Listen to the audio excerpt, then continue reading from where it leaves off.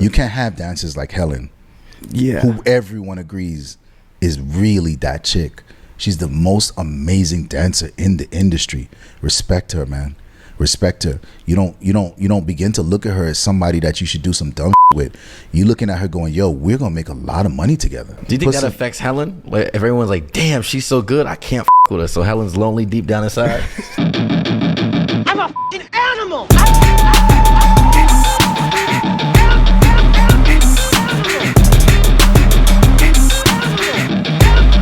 I'm a f***ing animal. She was like, I could keep my distance from you. Hey, but I saw her at 11 the other day. She gave me free wings, though.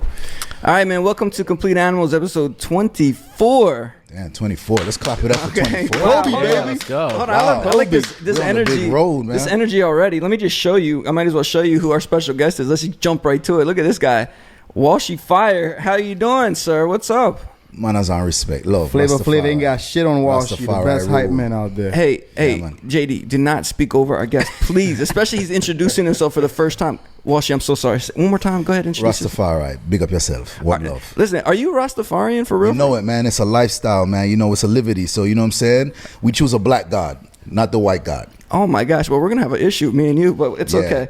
I believe we could do religion talk. I took religion in college. That was my minor. Yes. So I love religious talk. So please, hey Dex, what's up, man? How you doing? I want to say what's up to you. Oh, I'm good, man. All right, we're gonna talk about everything that happened last weekend, Halloween, and all that stuff, and then we're gonna talk about Walshy's past. But I want to jump right into this. What is being Rasta, and like how does it correlate to religion in general? Yeah. So I think that if you look at the origins of Rastafari, you'll look at what was happening at the time. And so if you look at the oppressions that were happening to African people throughout the diaspora, a white God was not coming to save them in any way, any shape or form. And I believe that they also knew that they had a black God before they were given the white God. And when you look at how they used the tools that they had with the intention to find a black God at all cost, Emperor Selassie I was the person that made the most sense. And so whether you believe he's a god or not, he's just a human to me. But, you know, I definitely think that there's a liberty there and there's an energy there. And I understand the reasoning why. I can look back at my ancestors and I can say, yo, y'all wasn't fucking with these crackers. Y'all wanted a black god. Jeez. Hey, let him talk. So we got a black god and I'm with it. Is that why you came in Jamaica when you guys gained your independence? Man, he came to Jamaica, I think 69, 72? in 69, yeah, something like that. But I definitely think he came to Jamaica to see what the hell this like. And then he what had was the going whole on. hand thing with the This one, yeah, this thing and that whole thing.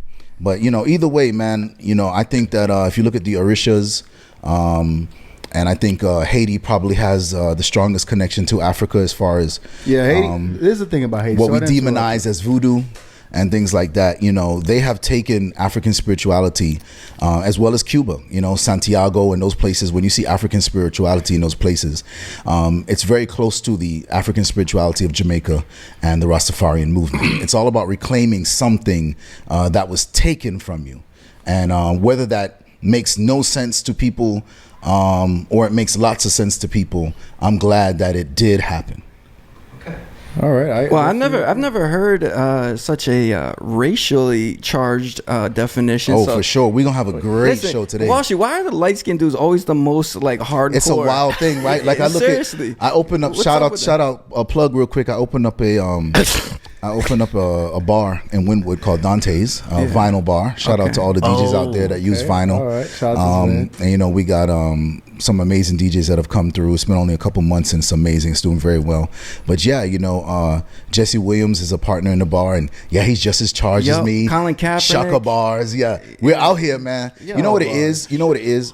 I know what it is that you're one step away from the white man, but you're not quite close enough. You're one step away from the decks over there, but you're not quite close enough. So we loud, we dumb loud with it. But yeah, so I think as a light skinned guy, I would say it's the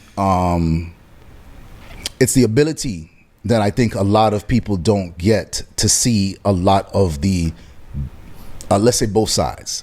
So JD happy as fuck right now. Yeah. Nah, JD, my boy. So you know what I'm saying. So I have access to certain things because I'm light skinned, and when I get into that room, I see how fucked up it is, right? And so because I'm also African, I have access to those things. You know, I'm pulling up to Martin Luther King Day parade in Liberty City with no problem. So because I have access to both worlds, I think that myself, I can say for sure, but light-skinned people come with the perspective of what they've seen over there, what they've seen over here. And it also just happens to be that I think that we just have that passion to speak on that side of it. You know, because a lot of light-skinned people go over to the white side and they love it over there, and they don't come back. Where are they at? Especially the women. Please show me where they are. Nah, the these light-skinned women, girls? they like dark-skinned men, so they like the dark. Yeah, the light-skinned girls usually like dark-skinned guys, yeah, but yeah. there are some that like white guys. Like, so, you know, some of them go over there and that's just what they like, and I'm all for it, man. Do what you like. Damn, we feel the same pain. Oh, really, JD? You feel the same way? Okay. Now your militant side is coming out because Walshy's here. Yeah, man, we finna get real militant, man. Let's get vocal. Quick question about Rastafari. Is it like a similar to the Hebrewism? You know what? I think that Israel and Ethiopia have always had a strong connection. If you look at the Ethiopian flag, it has the Israeli flag in it. Yeah. So there's always been a deep connection there. Most people would argue and can argue that Ethiopia is the cradle of civilization as well as the cradle of religion as we know it, the Abrahamic religions, the three religions that we follow the most in the world. But I don't know the current affiliations between Rastafarianism and Hebrewism or Hebrew Israelites, but I do know that there's a deep connection in the origins of it. Christianity and Judaism and Islam all having something to do in Ethiopia. Okay. Wow. Interesting. Well, let me tell you something, Walshy. As a white person, you talk about light-skinned people being in both sides of the room. As a white person that's been around in the hip-hop, quote-unquote, rooms for 20 years of my life, I've seen some crazy stuff as well, man. I might turn somebody the other way. So just so you know, it goes both ways, all right? Oh, nah, for sure. You got a story to tell, man. Tell it. All right. Well, yeah. I tried. And Listen, the white man's always everybody been turned dominant. against It me. was meant to be I like found that. this out last week, but how did you get your name? Wonder? Oh yeah, Wonder Bread, I would assume. Yeah, I was Yeah. DJ Delaware because I was from Delaware, like Della WHERE, and then I started working at Hot 97, and they started calling me. I was only a white person there pretty much at that time, Wonder. and they called me. I Wonder, mean, like, they could have called you like they could have called you cracker. Saltine? Yeah, they could have called you cracker. I take offense to that word, man. Yeah, that's funny. You know why that's funny, and I always find funny when a white person takes offense to that word, because they play so much music with the N word in it. And don't ever have a problem with it. I do. I don't. I don't. Enjoy, I find that most white people that have offense to that word never take a stance on, if that song has an N word in it, I'm not playing it. Well, I won't not play it. I will not play it, but I will. I would not. I don't enjoy. Yeah, not that you enjoy it. Seeing people. I don't even like anybody saying it. What's the point? Right. Like, you know what I'm saying? I'd rather nobody say anything. Right. So I think that it's just a funny conundrum. Well, let me tell you why. The more so is because when I was a kid, I've told this story before. Malika Hopkins, her and her friends were sitting right behind me and my family. Shout out to Malika. Yeah, Malika. Yeah, and somebody called a friend of my dad or something a cracker because he told them they were making too much noise. It just stuck with me since I was a child. So it kind of like, it's like when somebody says the B word, calls a man a B word. That kind of sets me off too. It's just certain words that kind of like trigger me. And shout out to Malika for making all that noise she was making, man. Yeah, man. Y'all don't try and curb her noise, man. She out here living her best life. Here's my opinion about this. Go ahead. Especially if you didn't know Malika, you out of pocket. You can't just walk up to Malika and be like, Malika, you need to shut up. Yo, that's a you gonna get called something out of your you gonna get Malika is contributing to a stereotype. I would say it's not. That's very powerful. I don't know, man. Yo, I think you come up to anybody and be like, yo, you need to shut up. They gonna respond in some way that's gonna be offensive. All right. Yeah, I think whoever you said your dad, I really think or it whoever it depends on was, how I think you he's say wrong. it, you know. What'd you say, Dex? I said I really think it depends on how you say it. You know what I'm saying? Nah, Dex, check this out. I don't know you. Yeah, facts. I walk up to you, and I say, "Can you shut up?" Nah, it definitely wasn't like that. I don't know you, and I say, "Yo, can you be quiet?" Yo, I don't know you. Yeah, that's true. I don't know if you guys, I lived in New York and I've lived in Miami and places where you don't. Like I say something. I saw someone on a train the other day. It was disgusting. But you end up seeing that kind of stuff. That's and true. And you go, yo, everybody got mind their own business, man. You know what I'm saying? So, when you see people, you said it so politely just now. Yeah. Like, 'cause when I thought about it in my head, I heard it bad too. I heard it in I my don't head know why, different. but I got polite because he said it wasn't heard it rude. different. I heard it like how you heard it. Yo, you shut the fuck up. I heard it like that. I heard it like that. heard it. But I'm doing Wonder a favor and giving him his I think he says his dad. No, it wasn't my dad. It was one of my dad. It was one of my dad's friends. Yeah. But and it definitely wasn't rude. Maybe he was but- racist. She sensed that. Yeah, you're not even. Let's say he's not racist. Sure. Let's say he's not racist. You just gotta mind your own business, man. You're right. Yeah, You listen, gotta that mind was your own Delaware. business. That's Delaware. It's a different. Shout out it's to a Delaware, different man. environment. You know how many times I used to ride the bus and train back in New York City? Yeah, I and people know. Be loud as hell. And I Yeah. just have my Loud. hand I know, on my I on the face. phone. Yeah, cursing. that's why you were scarred as a youth. gotta We can tell. We can tell. You just gotta hold yourself. Say, yo, you do you, I do me. Do you can't remember just, when Nextels were a thing? People were all over the chirping on the phone? fucking bus. all over the fucking? Yeah. Where you at? I hear idiots playing like Instagram videos when I'm trying to work. Like this guy next to me all day. Like it still happens. Don't worry. People don't use headphones. Look, I'm gonna say something bold. It's a white man's world. We're not gonna take your world. All right. All right, that's all I care about. Listen, all I want to know is that I'll be the most desirable person to walk into the room. If you take that from me, then it's going to be a problem. Until then, well, you know what? Call me the cracker. Call me everything. Right. But as long as I know that it got a girl over there, me and Walshy walk in. He may have money. He may be balling out. But But it's look man. at this man. I You got feel me? That's the energy everybody should have about themselves. If you guys take anything away from today's show, be confident in yourself, man. Exactly. Yeah. All right. Confidence Punk, is key, man. What an intro, man. I got to Yeah. say, this is the greatest. Oh, this gonna be intro we've had- this gonna be the we've most had so far. prolific show you've It ever is. had. It might be the What I most need. viewed show you've ever had. That's what I need. It definitely will be. You're I don't know. We ain't got no females biggest- up here. biggest That guest might we've not had. happen. That might not happen. It's but okay. Listen, definitely. It's about a good one. It's about intellect and talk right now. So that's what we're gonna do. Let's talk real quick. JD, what's up? Say what's up to everybody. Give me your Instagram. Okay, great. I'm not getting my Instagram. Yep. Dex, go ahead. What up? I'm Drip Ninja Dex. All right. You know what I'm saying? Go check me out on Instagram at Drip Ninja Dex. All right. Walshy, go ahead. Where can At people Walshy find you? Fire. All right, boom. We're gonna look at that Instagram a little bit later. Let's talk about last week. Wednesdays at Wood Tavern. If you're in Miami, come to Wood Tavern.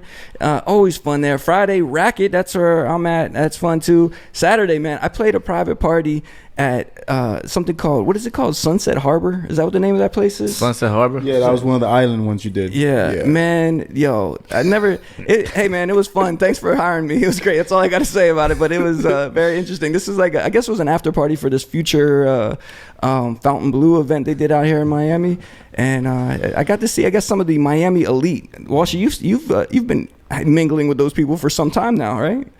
Exactly who? I don't know, the Miami elite. You might have heard of them. I don't know. I don't know Who either. are these people?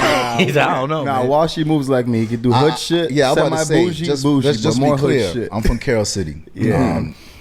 I move in the hood circle, man. So I don't know who the elite are, but I'm out here in these streets. I'm in the mud. Well, usually I think they're like, they look white, they speak Spanish, and they push you out of the way if you're waiting to get a drink at the bar. It's one of those, some of those type of people. I don't know. And then Sunday, man, we did our Complete Animals brunch. Are we changing the time on that, Dex? It's not going to be a brunch anymore? What are we doing? Oh, man, we got to talk to Tim, man. All right, well, that's at the Sylvester. That's fun. It was fun. It was fun, All right, and I flew directly after that brunch. I went straight to New York City to play Halloween night in New York City. Thank you, Freehold. Thank you, Brooklyn. That was fun. I barely made it because guess what?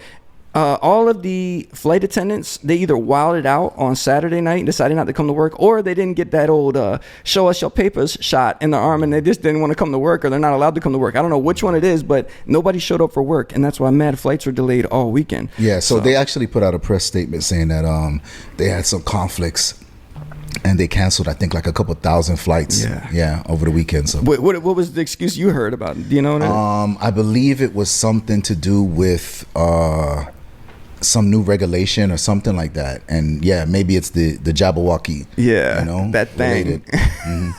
Jabberwocky. Oh man, what would Selassie say about that thing going inside of your arm? Yeah, I don't know. Like I said, he was just a man, so he probably might have been for it, but I don't know. All right. I definitely can't speak for y'all, much less somebody that's gone. All right, this is good. So yeah, man, I don't know what's going on with the. Shout out to Tuesday night Rum and Bass Taco, man. There we It's go. So fucking powerful. It's Yeah. such an impactful party. If you're not from Miami, it's the last party you're gonna get in Miami that got that Miami energy. Shout out to everybody that's from Miami and you remember how it used to be. It is actually the only party in Wynwood that's gonna give you that real Miami shit.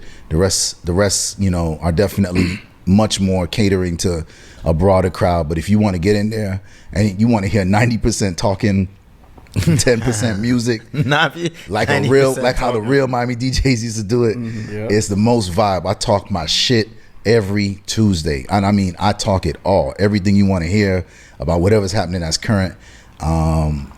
We talk about it every night. So Yeah. you guys come out Koyo Taco on a Tuesday. I was like, you know what? I love that party is because it's not just reggae. It's like, there's electronic fused reggae and Caribbean music, everything else. But then there's a set. There's like a New York set. There's hip hop and everything. Like, which DJ do you have usually working with you when you're on the mic? Right now it's Kyle. It was Silent Addy. We also have Slim. We have DJ Bullet. Yes, sir. Shout out to Bullet. Shout out to Bullet. Probably gonna be the biggest DJ in a year. DJ Bullet, big him up. I call that already too. Yeah, I think anybody could see that clear as day. And then we always have guests. We have Dexus as well. Yeah, we always have guests too. Nice, yeah, because the way that you guys interact at that party, it's like you know what to do. And is that something that you pick up with pretty much every DJ? Do you have to have like a synergy to know like what song they're gonna play next and when they're gonna drop it and everything else? No. I think that at this point, being a good DJ is pretty broad based. Like, you're gonna have some DJs that still don't know what to do, but the majority of DJs are pretty good now. And so once you give me the microphone and you're spinning, it's lit. We off. All right, cool. So that's Koyo Taco, Wynwood, Tuesday night. Miami, Tuesday nights, Yeah, man. rum and bass, but that goes all over the country as well. It's not just Miami. We're going to talk about that. Listen, man, we got so much to talk about. Let's run through it, JD, man. move your head, man. That's all I got to say is move your head right now. Okay, there you go. All right, there it is. Bong. We're in interview mode right now. You saw that, Walshy? I see it now. We had to prepare. Now, I see it now. Yeah, we're you ready. done closed the curtain on them. Yeah. Yeah. All right, cool. So, ladies and gentlemen, this is Walshy Fire. How are you, sir?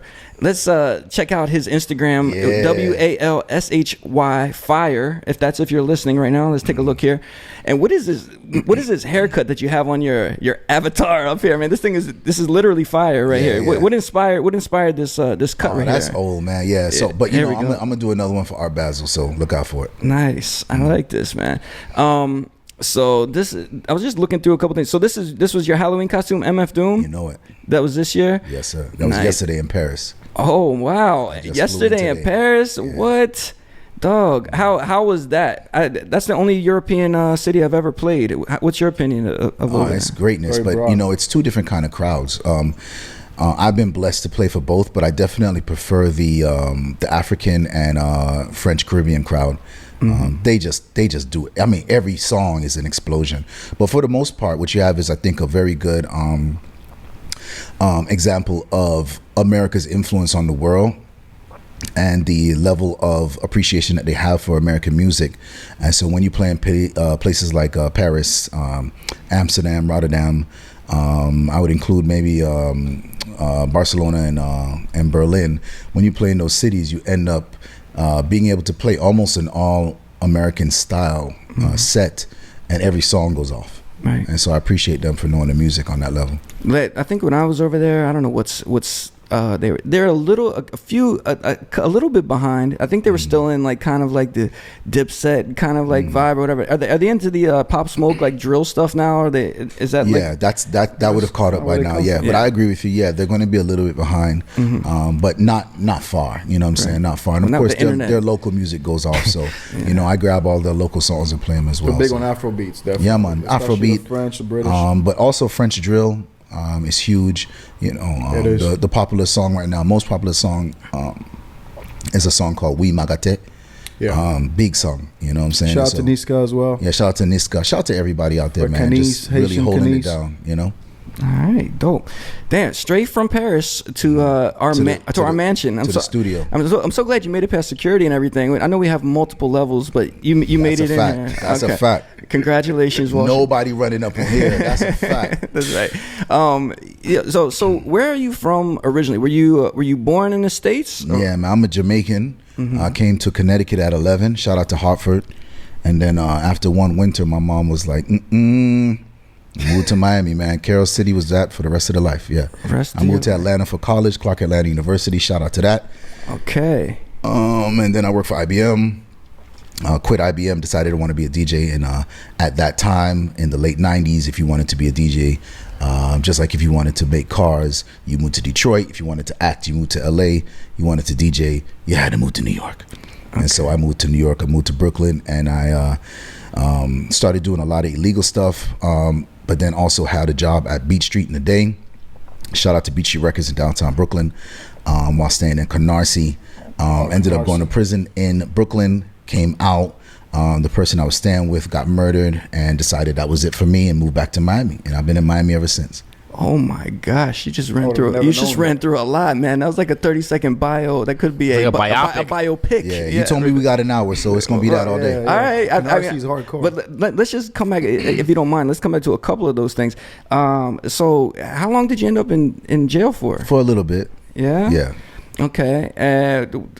Can you give us like a kind of a trafficking? Okay, great. Shout out to everybody that knows what it was before 9/11. Yeah, man, that's a different time, but different time. Still the same. Were the penalties worse back then? No, worse now. No, worse, way worse now. I want to say 9/11 made everything worse. To be honest with you, you know what I'm saying. But if you were doing anything illegal, 9/11 was the point that you stopped or got caught.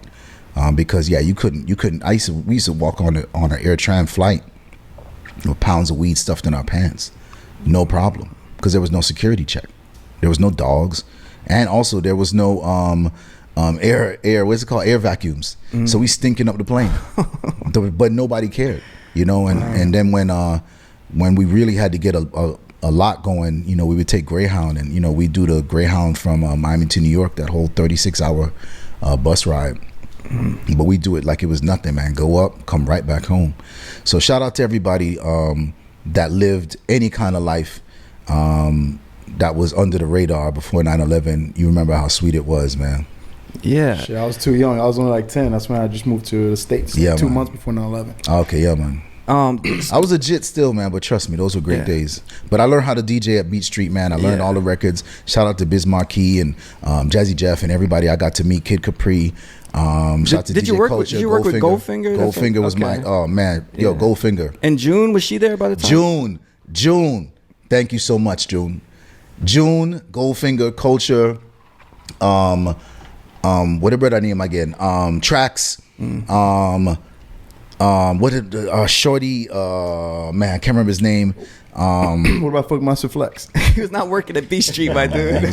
I wouldn't know. But man, June, you know, June wasn't speaking no English at the time, and she was killing it. She would wear heels the whole day at the store. Goldfinger, he pretty much had moved to management at that time when I got there, so he was not on the floor that much, but he would come out on the floor and just like practice. And Culture, of course, he was the manager. He's the person that hired me. And rest in peace to Dagger Don. That's the person I was talking about that got murdered. He was my best friend. And he got me that job. We went up to, I got to New York. I was like, yo, I'm serious about this DJing thing. And he was like, yo, I'm going to introduce you to this guy named Culture. I met Culture at the Docks. Shout out to the Docks, where I heard songs I had never heard in my life. I became a real student of music that night. Coming from Miami, you know, we have songs like Barry White, Look at Her, and Barry White, King Kong, and Dance to the Drummer's Beat, and Fool Around by I want to say Larry something. Sorry if I got that messed up, everybody from Miami. But you know, we had our classics, we had our songs. And when I got to New York, I was like, oh, it's a whole other set of songs. You know, he was playing songs like Thank You Heavenly Father, Soho Hot, Alias, Follow Me. You know, songs like that I had never heard before, and I was the only one in the club that didn't go off. I was the only one that not doing a soul clap kind of thing, you know what I'm saying? And so I just was like, nah, I'm in the right place. This is where I needed to be. And Culture took me on his wing and really, really, really made me a good DJ, man. Really did. Shout out to them. I love all of them. Thank you. Was there a beef between Rock and Soul and Beach Street guys? Nah, never, man. We were both struggling. Both record shops were struggling, man. CDs had come in, you know, and everybody was just trying to stay afloat. Man, it was still a good amount. I mean, I know that Rock and Soul had to like cut down a little bit, but it was still good up until maybe 2008, 2009 of still buying records and going there to buy CDs, because a lot of times you get CDs cheaper at these record stores. Right, that's a fact. Then going to like a Sam Goody or something like that. Yeah, but I mean, you know, Beach Street was all about mixtapes. That was the real moneymaker, man. SNS, Who Kid, Clue. Yeah, You know, definitely. that was what rocked Beat Street. They were selling mixtapes like cocaine, man. So like what, $100 a pop? Well, the guys that were making the mixtapes were making thousands of dollars a pop, like, you know, bringing over the masters. But Beat Street would make tens of thousands of dollars off of those. I mean, every kid, and I mean, it's downtown Brooklyn, so the foot traffic is crazy. Every kid had a mixtape in their Walkman. You know what I'm saying? And so it was not like, if the streets was like, if you had a mixtape out and it was popping, you were the man. At the time, who had the hottest mixtape in hip hop? Yeah, SNS, I would say, was really running it when I was there. Clue had elevated up to the next level, so he wasn't. He was doing the bigger name artists at that time, but SNS was the man by far. I would say Who Kid was a little bit under that. There's Envy. There was, Absolute. Absolute. Yeah. Shout out to Absolute, man. Man. I feel like you guys look like you're related in some. Yeah, Absolute, definitely a little bit younger looking than me, and he might be older than me too. Yo, he is definitely Benjamin looking, Button. Yeah, he's a baby looking DJ, man. But shout out to him. You know, Clue as well. So I appreciate those Beat Street days, man. I learned how to handle myself in the industry, and I learned how to network, and you know what I'm saying. And shout out to Ishay. She was my girlfriend in Brooklyn at the time, Trinidadian. So, you know what I'm saying, I just remember coming out of jail and she was there, and I got my first real meal, and she really picked me up on my feet as well. And I want to say shout out to her, man. She really put everything together when everything started to like not make sense, and you know what I'm saying. And I moved back to Miami after that, man. So you guys ended on good terms then? Yeah, my Ishay, man. Big up yourself. Yeah, Afia. What's your usual relationship with? Like when you end a relationship, do you usually stay friends with them, or you cut ties? Yeah, I cut ties. But you know what I'm saying, there's certain people that just do things beyond you know, so you know, I mean, I haven't spoken to Afia in a long time, but I would love to see her and her kids and see how she's doing, man, because she was just a great person to me. Nice. And I want to reiterate, I was a child, you know what I'm saying, I'm a young teenager, so you know, I'm not like, you know, I think in any adult mode relationship kind of vibe, you know what I'm saying? But I can appreciate great people that I've been able to meet in this journey, and she was definitely one of them. Nice. So coming back to Miami, you had grown up here, so you probably knew a lot of people. Like, how was it? Did you try to be a DJ down here after that? Like, what was your mode when you came down? Oh, when I came back? Yeah, came back. That was for sure, man. I got in hustle mode, man. Shout out to Roger B, Norland, everybody that went to Norland High School. You know, we was over there really trying to figure out what I was going to do. And I really want to say, man, you know, shout out to Craig too, and Brian and everybody that was really like, yo, well, what you going to do? Because you know, I came back with absolutely nothing, you know. So shout out to Roger B. Roger B came up with the ill plan. He was like, yo, this is a party called Stages, and I know it's a little bit older than you guys, but if I could just bring you back in time, Stages was the biggest party in Miami at this time, right? You had South Beach with like Opium and like some other clubs, Nikki Beach, but as far as urban and Caribbean, nothing bigger than this. This party was getting 8,000 people every time it happened, right? And it was the first all-inclusive party, and I think that's why it was so unique. Nobody had ever seen a party where you pay $40 and you walk in and you drink and eat for free the rest of the night, which ain't for free because you pay for it, but it was crazy. You know what I'm saying? So I just remember, because there's some people that would make them pay for that. For yeah. Listen, now once I'm in there, baby, I'm gonna get my money's worth. Yeah. Well, back then that was a unique thing, and again, we talking about, you know, the '90s. So, but yeah, man, he was like, yo, there's this event, and you should go. I didn't know about the event, and nor did I know anybody that was doing it. So he was like, yo, this is what we do. He's like, yo, we're gonna take your mama van, and we're just gonna pull up at 9:00. So I'm like, yo, let's do it. So I put all my records in my Home Depot cases, and I walked. Yeah, we drove up to was it Gulf Street? I can't remember. And I walked in when they were setting up, when the sound man was setting up and everything. And nobody checked me, obviously, because I looked like, oh well, they got a guy to DJ early. I waited till they strung the sound up at about 10 something, almost 11. He was like, yo, you want to test a record out, make sure it sound good? I just started playing. No other DJ showed up until maybe 1:00. Oh, wow. The party goes till about 5. So every other DJ thought they were the star, right? And I don't know if you guys still go through that a lot, But you know, there was a time where you would have your early DJs, you know, the guy that's right before the star, and then the star. But at this particular party, everyone thought they were the star. You didn't get booked on this party if you were like a lower level guy.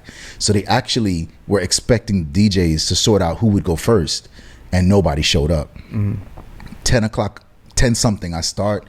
Man, by 11:30 midnight, there was like 4,000 people there, and I'm playing for them, and I'm crushing it because I also knew my place.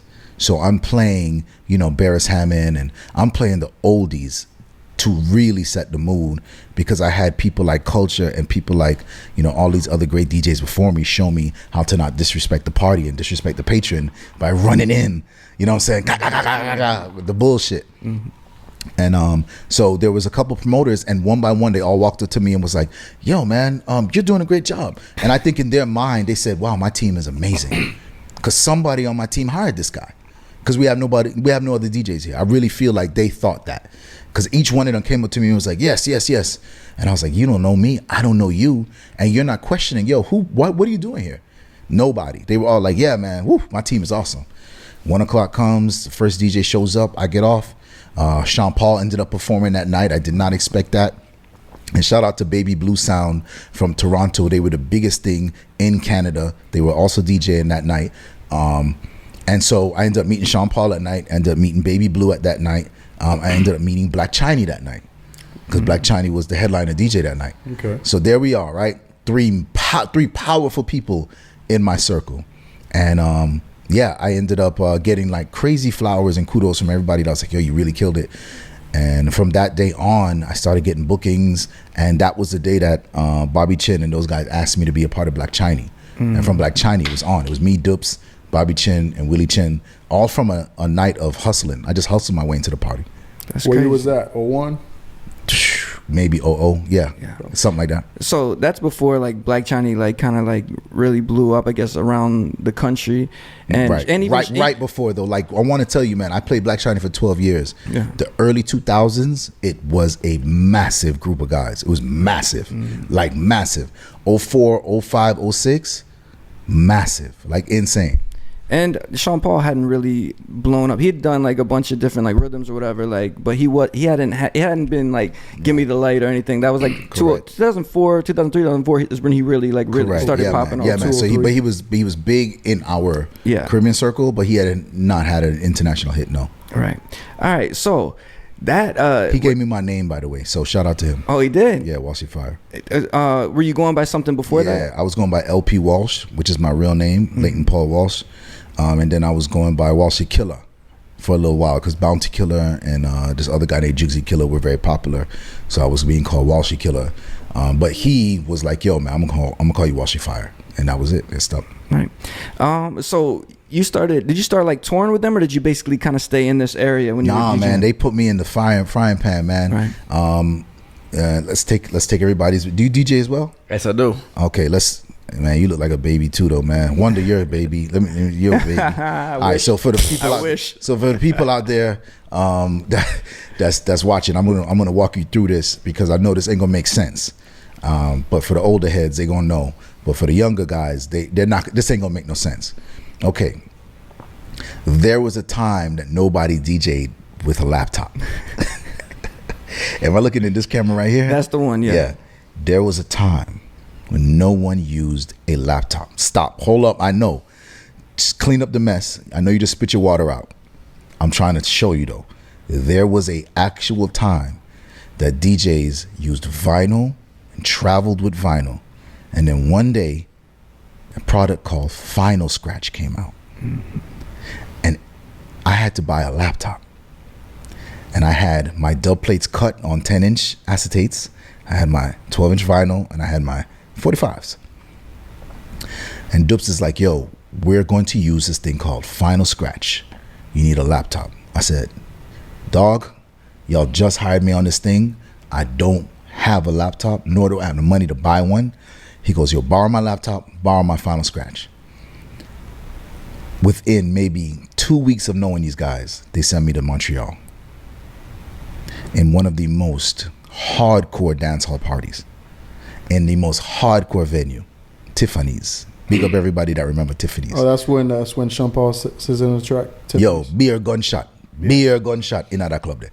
Beer gunshot. That club there was hardcore, right? So here I go now. I realized what kind of party it is, and I realized why Dupes and them didn't want to go, right? So I land in cold Montreal, man. Shout out to all my Haitians that came through the party too. Yes, sir. Woo! I end up running into an old ex-girlfriend at a restaurant. Crazy. Haitian restaurant. Shout out to Rachel. Oh, Rachel. Yo, Rich. Yo. I'm like, about to sit down and order food, and she's like the waitress. She comes over, and I'm like, no way. How are you in Montreal? Anyways, so we there, and I'm by myself, right? Now, the hardest part of what I'm trying to tell y'all is everybody back then also had a physical sound system, which means you had a bunch of guys who would use trolleys and bring speakers in and stack them. Now you guys don't even see the speakers, right? They're up there in the roof. You don't know what's happening. The bass bins are in the floor. You don't know what's happening. Back then, you saw the sound. You were like, wow, the sound. And they took their sound extremely serious. This was tens of thousands of dollars that they had spent. And so here I come with this thing called Final Scratch with these 4 RCA cables. Man, I want to talk to you, man. Let me tell you how this was, man. I want you to feel this, man. I want you to feel this pain. 4 RCA cables, bro. And I'm trying to explain to a 50, maybe 60-year-old man that I would like to plug this in to his console and use my laptop. Do you want to know what he said to me, man? Get out. In a Jamaican accent, please. Party done. Move your bumble clock. Move your bumble. I got told to move my bumble clock. Kind of like the old man that Sean Paul video when he kicked everybody out. Yeah. Party done. Party done. Out. And I was like, damn, this is a fail. Shit. But here I was, smarter than the rest of them. I also brought my vinyl. And I fucked that party up. And then eventually, I fought the fight with enough sound men to eventually be able to plug in the Final Scratch and have them go, oh, wow, laptops is the future. You're going to use laptops soon. And I kept campaigning it and saying, guys, this is the future. Laptops is where it's going to go. Please tell the sound man in advance. Let him know. I'll show up 4 hours early and sit with him and explain. Again, I cannot stress to y'all, this was the clubs had personal sounds. When the lights came on, they would collect the speakers and go home with it. It was not like, you know what I'm saying? So, I do believe, man, that I'm one of the people that really, really made this laptop shit happen. Because I went through the fire. And I know there's a few other people. Shout out to Delano, for Renaissance, Super Dupes, of course, Willie Chin. We got tons of stories of getting rejected and sometimes into fights. I remember one time, same city, Montreal, a guy threw ice at me because, he was just like, what are you doing to my sound? You know what I'm saying? Like, why are you trying to move the wires around? And you're like, man, this is just old heads and me being a young guy, and we're just clashing right now because he's not even trying to understand that this is going to be okay. This is going to be fine. And shout out to everybody that did have Final Scratch. It was very faulty. It did not sound good. Vinyl would sound way better. It sounded like a robotic song playing. The wheels sounded horrible.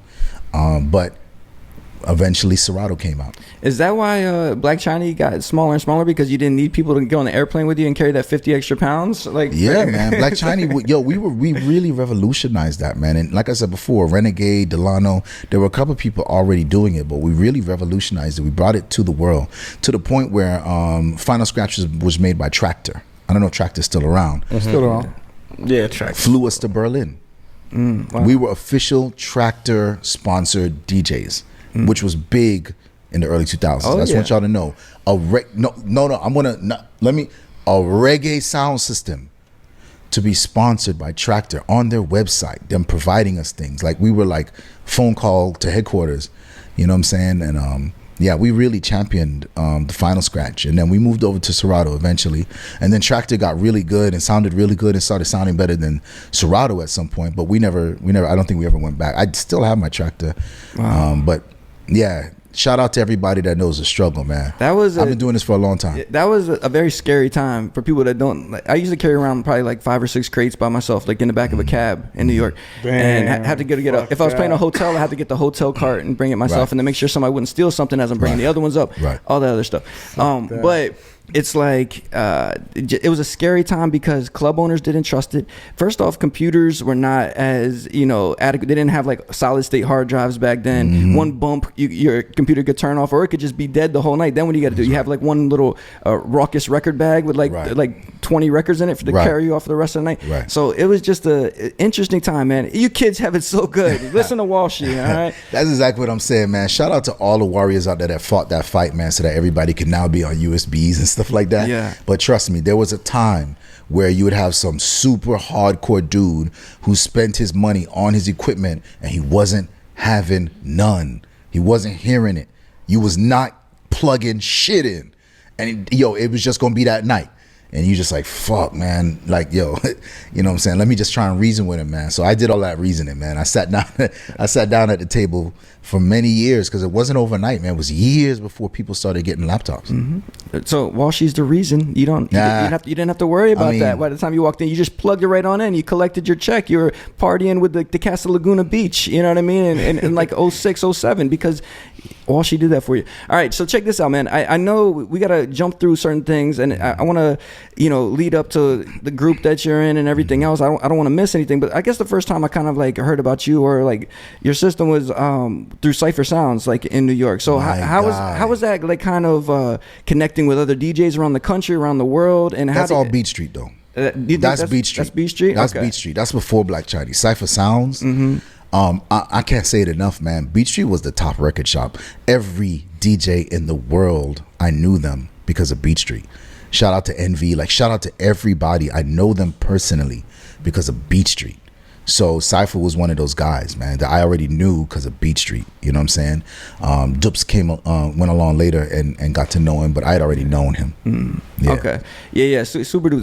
That's who he used to play a lot of his dubs and stuff. Right. Also, like because I started at Sirius XM with Cypher, producing his morning show over there. Right. And trust me, every day we would hear some kind of like Black Chinese remix and everything else. Yeah, so we actually used to sell those, man. Oh yeah. Yeah, we pressed them up on white label. So we had vinyl out in the street for Black Chinese. A lot of those white labels, we just didn't put our name on them, but they were us. A lot of them, a lot of the remixes, that was us. You know what I'm saying? But back then you didn't want to get. Did you guys do the Scooby Doo? That was us. Oh man, I love that one. That was us. Yeah. And so we were giving them to Cypher, DJ Khaled, some to Massive B. We really championed fusion music, man, which is how I ended up in Major Lazer, because Diplo ended up being a fan of Black Chinese, and him and Dips were also trading remixes, and so I ended up knowing him through that era and that connection. Right, man. I asked Bobby Condors about this once, and I don't know, maybe you can kind of say what is the cost if you have in reggae music, it's like a rhythm, right? It's like a bunch of different people will jump on the same beat essentially, right? If you want to put together like one of those maybe like 7-8 songs or something like that, how much would it cost to pay for each artist, or is it all off of favors? How does it work for you, or did it work for you? Yeah, it's got to be respect, man. Yeah, you got to be respect. You'll end up spending too much money if you're gonna pay for the artist. Respect is the real hack in dancehall. You know what I'm saying? It's like you can get very far once you have a good name in the business, and you're paying out your money, and everybody respects you because you do business well, man. You'll get very far with a good business sense in dancehall. Nice. All right. Okay. So, we got to jump forward, and I know you mentioned Diplo, and I've known about him since The BlackBerry commercial. No, man, dog. The holler board, low budget, Shout out to holler, BlackBerry. Hollertronics back in the day. Yeah, he before, you know, he was in like Baltimore and Philly, kind of like dance stuff, but there was always some kind of a Miami bass element to like his like Brazilian stuff he would do. There would still be some kind of Miami bass element there, and then also there was always a reggae element. So I knew that was of interest to him. So yeah, I did see him connect with a lot of like reggae DJs. And when was the first time you guys interacted? Oh man, Bob Marley Fest 2000, and okay, I've been with Major Lazer for 10 years, so maybe that was whatever that math is, man. But like 2 years before that. Yeah. Okay. Oh, hey, cool. And so basically, when Major Lazer started, it was Diplo and Switch. Correct. And what I was going to ask you is, so Switch ended up leaving because he wanted to focus on more production, didn't want to be traveling around the world going crazy or whatever. So when it was finally time for, I think Jillionaire probably took over Switch's part, right? Correct. And then when it was time for you to come on, did you have any? Had you already been traveling like that, or were you ready to wild out? Or? That is correct. Black Chinese was the biggest sound system in the world. Yeah, you went to Black Chinese for dancehall. It was that. So I was already doing probably like 250 shows a year. And when I joined Major Lazer, I was probably doing like 300 shows a year. So, but yeah, with Black Chinese, I was easy. Me and Willie Chin easily traveled the world. 4 shows a week. At least every week. You know what I'm saying? Yeah. Sometimes doing like 2-3 shows a day. We would do like maybe Dusseldorf in the day and then Wuppertal at night kind of thing, and maybe Frankfurt as well, 3 shows in a day. Yeah, it got crazy. Yeah. So, and we were talking about beforehand, like before we started, that people might think that is like tour life is just like what you might see on like movies, like with hair metal days, or people are like throwing stuff out of windows and like smashing like 15 girls at night and everything else. What's an average day for a touring DJ before Major Lazer and currently during Major Lazer? What do you usually do? Yeah, I think that a lot of people do have some kind of preconceived notion of what tour life is. So I hope I don't disappoint and deflate that by telling the truth that it's nothing like that. I'd like for you guys to continue to think that we live like a really crazy or ruckus life, but we do not. Traveling is a big part of it. So you're spending 9-10 hours on a flight. Jet lag is a big part of it. You have to learn how to get grounded.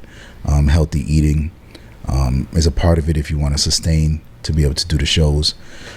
Yes, there are some DJs that do drugs and surround themselves with those kinds of people.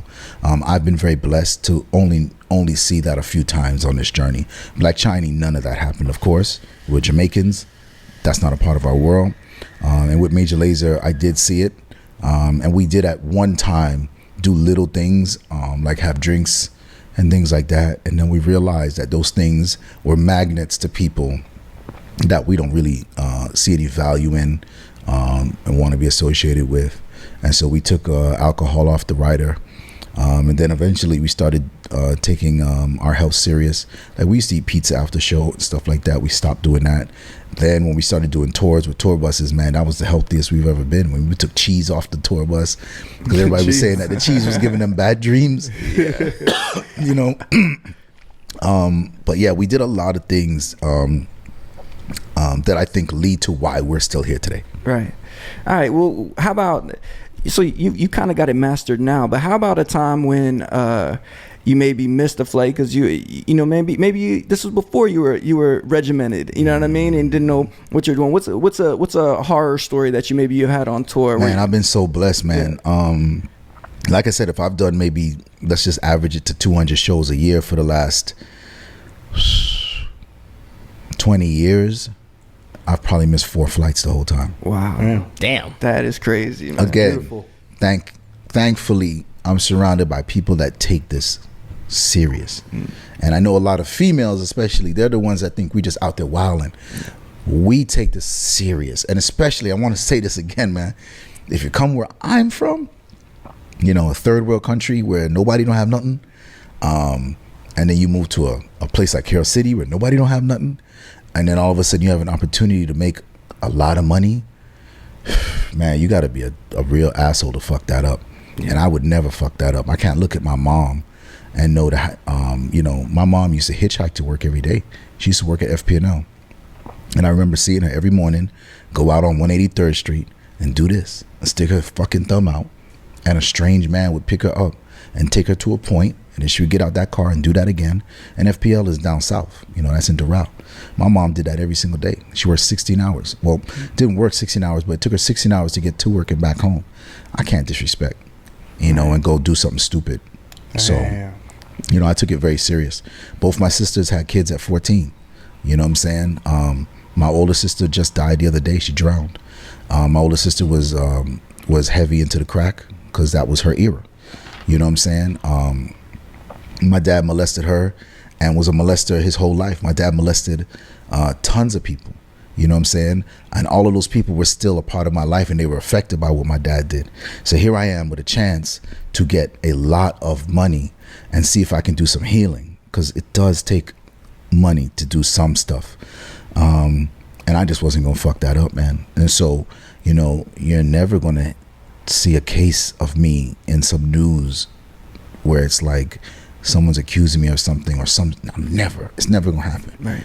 Because I got too much people depending on me. You know what I'm saying? Yeah. So my life has always been, my life is a dark life, man. I've been able to do a lot. As Mos Def said, I'm just a simple man. You know what I'm saying? Doing the best I can with what it is I have. And I had nothing to do this with. And I've been able to do a lot out of that nothing. And, I've put myself in the proximity of people who were on their way to greatness so that I could also be on my way to greatness with them. Super Dupes was the first one. Diplo was the second one, And as they say, success is always going to be preparation meets opportunity. And you have no opportunity if you're not prepared. And then that preparation puts you in proximity of the opportunity. It's just a simple math equation that works for anybody. It worked for me. Mm-hmm. So I was able to get in the proximity of a Diplo for him to be like, yo, man, you want to do a couple shows? I said, hell yeah. And it was just me and him after that. 10 years now, we still doing it. Right. Are you more on the production arrangement side? I got all of that from Diplo, man. Shout out to Dupes still, but Dupes was just learning. We had a program called Acid back in the day. Yeah, that's what I was wondering. what you did the remix Acid was the OG, and Sound Forge. Those were like the two programs. Acid, I believe, is more similar to Ableton. Mm-hmm. So I find myself easiest on Ableton, but I rode that Acid wave way into Major Lazer. I was still using Acid. Like, if you look back to the early Major Lazer mixtapes, I did all of those on Acid. You know what I'm saying? And so when Wes was like, yo, man, you're doing mixtapes. So Black Chinese was known for mixtapes. That's what I'm trying to say. We were known for mixtapes. So I was really good at mixtapes. And when he was like, yo, you should do production as well, that's when I got into it. So shout out to Wes for helping me cross over into, and evolve into the next stage of this music. All right. Couple things real quick. Sorry to hear that about your sister, man. That's crazy. Yeah, man. Shout out to her. Second off, we do a callback here sometimes, like in comedy. You call back to earlier. You talked about Traveling Man, Mos Def. That was DJ Honda. That was the first place I ever had my mixtape. Was in the DJ Honda store on Lafayette Street in New York City. So shout out to DJ Honda. All his beats was fire. Yeah, man. So much heat. And then Dex, do you have a question? I know you're sitting over there, man. I know your mind's cooked up. You got it, man. I like this, man. I like this. I almost feel like it's a young grasshopper here. He's taking a lot in right now. Because trust me, you talk about people not being able to be affected by people around him. That's not one of them over there. He's definitely affected. I don't think he would be making it through day one of one of your tour schedules. But go ahead, ask him a question, Dex. I'm listening, man. I'm just listening. No. I'm just taking it all in. I appreciate hearing it. You know what I mean? Because like I said, I DJ'd for a long time, but I started, after the vinyl part. You know what I mean? So it's just interesting to hear, and it's something that I know I've played on vinyl before. You know what I'm saying? But like I'm a laptop USB guy. You know what I mean? But he's telling you you gotta get your health together, man. You gotta do my health is. A lot of things, Dex. I'm not as unhealthy as you guys think I am. You be eating wild, man. Me too. I shouldn't be talking. No, but you guys, a lot of people think that I'm like unhealthy, and it's like they see this, and then I'm out partying. But a lot of times I'm actually asleep, man. I'm sleeping. I'm resting. Every time everyone thinks I'm out and I'm partying, I'm up every day at 6, 7 o'clock in the morning. Mm-hmm. You know what I mean? And I work in the nightlife here, but I'm not doing what everybody thinks I'm doing. I have a question about that, Walshy. It's like, so obviously now being in Major Lazer and everything else, you're in the spotlight. It's not like DJs of the past where you're in front of dark lights every night. People don't got to see your face unless you're putting an album out. Then you got to do a photo shoot. Then you have makeup on. But you got to keep yourself looking young, man. When do you actually have time to sleep? Because it doesn't seem like there's a lot of time to actually sleep. Yeah, I would say I battle with that. Again, you know, I'm really probably the only person in my family that's made any real impactful success, and so I do see a burden, and so I feel like if I sleep, I'm not doing everything I can to alleviate something from some other people, and so I do battle with that. But I do my best, and I think that the universe knows my intention, and it knows that I'm doing my best, and so if I can get 4 or 5 hours a day, I believe the universe gives me as much deepness in that sleep as I would get maybe with an 8-hour. About resting in transit. Yeah, I'm taking notes. Like so resting in transit to me is almost, sometimes I feel worse sometimes. There's something about sleeping on an object moving at high rates of speed that I don't think is healthy. But I do it. But I don't love to do it. You know, I want to be still and grounded. So yeah, I battle with that. I do. Yeah, I'm like a narcoleptic, man. I just pass out everywhere. Yeah, we know why. It had to do with the first part of that word, narco. But so no, it does not. Yo, sorry, man. First of all, you're wrong, because anybody that's involved with narco probably can't sleep. They sleep after like the sixth day. You know, like I don't not that. Yo, why do you keep thinking that? I sleep every single day. All right, we're joking. Walshy, he doesn't do any of that stuff. He doesn't have the Colombian flu or anything like that. It's all good, dude. So I think that's been like the kind of the proven method for very successful people is maybe like 4 to 5 hours. That's what you say, because you still get what you need, but you're still able to accomplish a lot of things in a 24-hour period.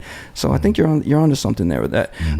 So Major Lazer, eventually they added some dancers. Was that right before you, or that was during when they added the dancers? Yeah, before me, it was. They always had dancers. Remember, Scare Boy was a dancer. Oh yeah, Scare. Yeah, correct. And then what's her name from DC? Oh man, I'm so sorry, I don't remember your name. She's like the OG Major Lazer dancer. The one that was dressed as like a mummy in the. No, those were our two girls in England. Oh, okay. OD and I can't remember the other girl's name. They're also OG though. Yeah. OD, that other girl. Man, I'm so sorry about this. Trinidad? No, the girl, she's Jamaican, but OD was African and the other girl was Jamaican as well. But they were very much there before me. They were the OGs. And then when I joined, we went downtown to I can't remember the name of the club in Manhattan. But we went downtown because downtown at that time still had like a CD scene and was very much like underground everything. Every music was underground. Everything was happening underground. And that's where we found Mella Murder. Shout out to Mella Murder. And then Mella suggested another girl, Lafayette, who's Haitian. Yeah. And Lafayette and Mella were the ones that really and truly launched Major Lazer to the world. They did it all. They went through it all. Like back when we were still doing a very hardcore dancehall kind of thing, they were the ones to like pick the guy out the crowd. They would strip him naked, lay him down on the floor, pour champagne all over his body, get up on the turntables, jump off, you know what I'm saying, smash his face, and you know what I'm saying, and then throw him back into the crowd naked. And we did that every show. And it was Lafayette and Mella Murder that really did that. You know what I'm saying? I remember them, yeah.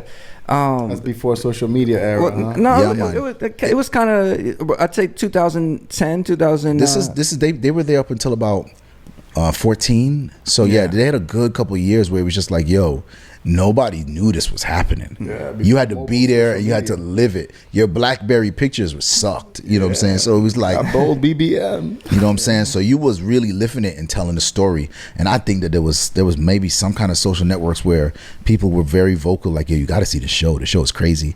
But you know, we started to see the swell of our show get bigger and bigger, the wave get bigger and bigger as Pond de Floor just began to sweep North America and then eventually sweep Europe. So in Australia. So shout out to Mella Murder and Lafayette, man. Real OGs, man. Right. And then you guys actually added the team of dancers, I guess, the people that are still with you guys to today, right? Yeah, man. Fatima. Shout out to Fatima, in case you guys don't know who Fatima is. She's probably the most famous choreographer in the world. She was the choreographer for Michael Jackson's Remember the Time and Smooth Criminal. I lived with Fatima in LA, and so it was just crazy, you know, seeing Michael Jackson stuff everywhere. I also met Michael Jackson, guys, by the way. Just so everybody knows. Nice. That's really dope. Yeah, That's I met really Michael dope. Jackson, man. He came to my store. I was working at Diesel in Everton Mall, and he came through, you know what I'm saying, dapped the young boy up and said, I want this, and walked out. And you know what I'm saying? That's foul. He invited you to Wonderland. Yeah, fuck with you. How was that? It was just brief. Nah, it was dope. It was dope, man. He was very, very nice, and it was super brief. But Fatima was like, yo, we gonna have an actual what's it called, casting, and we had never done that before. We were just going to the spots and seeing who the raw energy was and being like, yo, you know, but she did an actual casting and we were for it, and she picked, I believe, the best dancers in the world. I think we got the 4 best dancers in the world. And I always want to say Chris Brown, man. Chris Brown is... Yo, Justin Bieber, what's up? Y'all got dancers. I mean, You want to battle? I don't hear nothing from You them. want to do a versus or? I know that when they interview y'all, don't nobody ask you about your dancers. Right.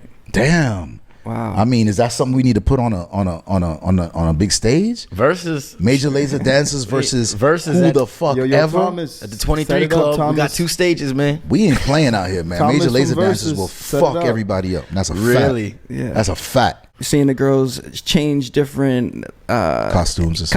and then also every song has a different choreography, so you have to memorize that. Helen, that's one of the dancers, right? Yeah, man. Ethiopian Helen. Yeah, Helen. Oh yeah, I know that's the one we're all in love with. I'm sure. Yeah. She's Helen's super a dope. beauty. Super dope. Such a How great is dancer. that? So the question I was going to ask you is like, are dancers off limits? I mean, the way you've talked to us so far, Walshy, everything's off limits. You're not messing around with anybody or anything. But I mean, Just even a you professional. answered your question. Okay, Yeah, cool, You don't cool. fuck the money up. It's all No. business, man. It's nice I mean, to look at, even carry being on. in close quarters with people, you start to grow fond of people. You know what I'm saying? Right. At traveling city to city, it's never anything like that. You know what I mean? You don't fuck the money up, man. Okay. You would be an idiot to do that. True. Exactly. You can't have dancers like Helen, Yeah. who everyone agrees is really that chick. She's the most amazing dancer in the industry. Respect her, man. Respect her. You don't begin to look at her as somebody that you should do some dumb shit with. You looking at her going, yo, we're gonna make a lot of money together. Yep. Do you think Pussy. that affects Helen? Like, if everyone's like, damn, she's so good, I can't fuck with her. So Helen's lonely deep down inside. Dude, I guarantee she's not lonely. I guarantee she's Like, not. she probably doesn't want. She probably doesn't want half of these DJs. I had a point. bro. I had a point in my life where I had to stop being so damn talented because everyone's like, "Damn, you're talented. I don't want to fuck this up with you." So I had to dumb it down. You got to be stupid sometimes if they fuck with you. Because if you're too good, they be like, "Damn, this dude's a checkbook right here. I can't fuck this up." I'm gonna go ahead and say I disagree with that. And so, I get it. It's a joke, but you always want to elevate because somebody is up there waiting for true. somebody to be a whole person for them. True. You know what I'm saying? Again, preparation, meets opportunity. Walshy's so zen, you just bro. keep working up. When, goddammit, So positive. Jesus. I win. That's the answer. That's the answer we all want to know. It's like, how much? I mean, how much he's still longer? waiting. He ain't got hair no more. I've been waiting. Yeah. But I do want. Dex almost doesn't have hair. First of all, shout out to Jerry him. curls you got. I got the shampoo, the biotin gummies, and the little dropper I put in my hair twice a day. You know what I'm saying? Biotin I'm gummies. fighting. I'm It's, fighting it's right hanging now. on for dear life, but it's still there. Good It's job. probably Dex. some shit I should not be putting on my head. It's probably. Dreads, bro. You got dyed them. Oh, I cut my dreads, man. Yeah, it kind of fucked it up. Yeah, but again, I want to put a lot of respect on the dancer's name, man. They're very, very serious with their craft. Yeah. And I don't ever want to small it up to be like, yo, you know what I'm saying? What's up with you and the dancers? Like, I don't want it to even get into that kind of like, I don't want to leave it in that kind of like mind frame, man. Just imagine like they're just as important as us. Right. You know what I'm saying? And they deserve that same respect. So shout out to them for sure. And you have to ever be a big brother on tour when people are wilding out, or they? Nah, man. No? Why, it's all about proximity, man. You gonna put people in your circle that would wild out? I don't think so. Absolutely not. What kind of money are y'all talking about? We talking about major money, right? So once you start doing O2 Arena and you selling out stadiums, and we've been blessed to do that, who would we put around us that would fuck that up? True. I don't know the guy. I mean, that's just I don't know logic. the If guy. I make your numbers, I'm no longer drinking. Obviously. Yeah. Drinking is not drinking is easy, man. It's not hard once you've surrounded yourself around people who are just like, yo, we are all going to win. That's the goal. We produce music that's amazing, and now we're going to perform it and have an amazing performance, and nothing else is discussed, bro. Yep. Everybody wakes up with that mission, and it feels great being a part of that kind of a team. And so, again, I say proximity to everybody out there. Put yourself in the proximity of people who are just as amazing as you are, if you are amazing. If you're a fuck up, I guarantee you will magnetically pull other fuck ups to you. And then time will fly and you'll wonder, what the fuck just happened? I'm 30 something years old now and I have nothing to show for nothing because I never took shit serious. And I never attracted the energy of other people that take shit serious because I didn't take shit serious, And so shout out to everybody out there that understood that earlier, sooner than later. I'm one of those people that was very blessed. Not that I never made mistakes, but I was very blessed to have a certain level of weight on my shoulders, which allowed me to take life way more serious than other people did at a very early age. My dad had 12 kids. Damn. And so when I look at like how many people were in my household in Carroll City and how many people were all trying to figure it out, me being the second to last child, I saw myself as an older brother to a lot of people once I got the chance to be. And so, that pressure did create a diamond in my situation, but everybody's got another situation, and I hope that they can look at the things in life and say, man, time is flying. The fuck am I doing out here? Right. Yeah. Well, I think one thing we've learned from this conversation is that Dex, you're out of here. After this, we need to focus on people that have the same mission and they don't veer from the path. They know the assignment. Man, I have so much work to do. Yeah, for real. I have so much work to do. Thank you for that. I'm very focused. I'm very focused, but it just makes me want to. Yo, Dex got up and got offset right now, man. I probably would. I just laughed the rest of the show, man. I just, All right. Well, rum and bass, by the way.